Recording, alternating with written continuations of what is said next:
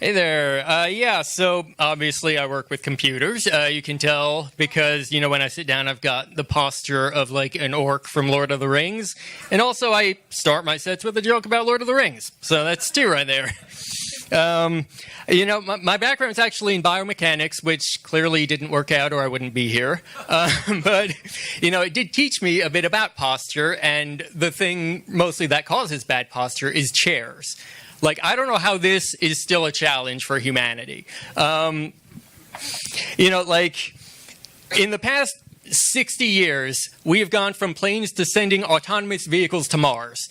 Meanwhile, 1.8 million years ago, Homo erectus started woodworking, which that's a joke on its own, erectus woodworking. But yeah, that's enough damn time to make a flat 3-foot-high surface that can stand up to 8 hours of Karen sit dancing to Taylor Swift all day in her chair. Like, I don't get it.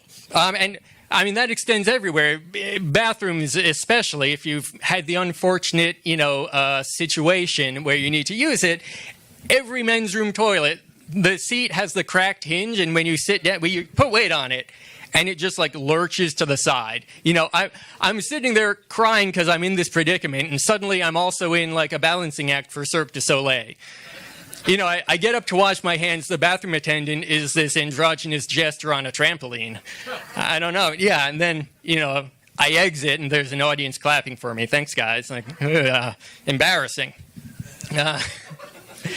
Anyway, I recently moved yet again, and apartment hunting in LA sucks. I'm in my 30s and in comedy, so obviously single. So my options are, find a studio, live alone, or do that roommate Russian roulette thing. And that's the thing, even small studios here, $1,500 a month or more.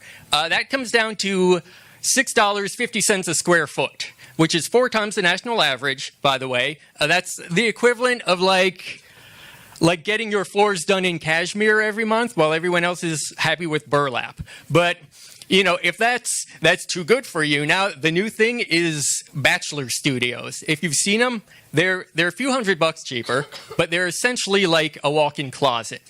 The kitchen in these things, it's a mini fridge with a hot plate on top. And partly it's because, there's no room for appliances, but also I just know, if they installed an oven, the tenants would just put their heads in and end it. It's so depressing. You pretty much have to do your dishes in the shower, which, at least you're getting something done while you have a good cry about it.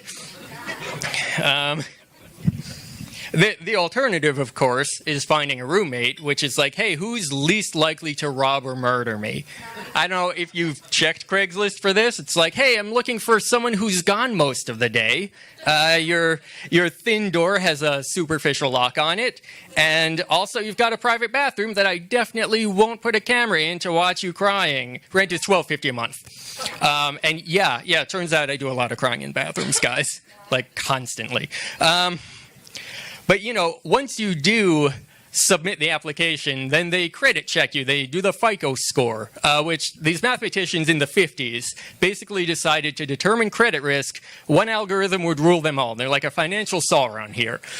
And the banks, they always want more money, more interest, and they're not happy with me. They're like, that passive-aggressive roommate we all had in college where, I bought groceries for the week, but he's still salty because I didn't share my nachos. It's weird, but, eventually you get all that worked out. It's credit scores. They want 10 credit lines or more. It's ridiculous. What's JP Morgan think I'm doing? Opening a museum for leased cars or something? It's like the Avengers superhero bloat over the movies. I swear, Thanos is one infinity stone away from just the next housing market crash. So finally fill everything out, and I moved in, and I got some plants to decorate, and one of them died almost immediately. And this plant, it turns out, is called a wandering Jew, which, as a Jewish guy, that makes me super uncomfortable. Because if this plant couldn't survive 2 weeks in LA, I don't know who expects it to do 40 years in the desert. All right, thanks. I'm Ian Gerstel. Hey now, you're an all-star. Get your game on.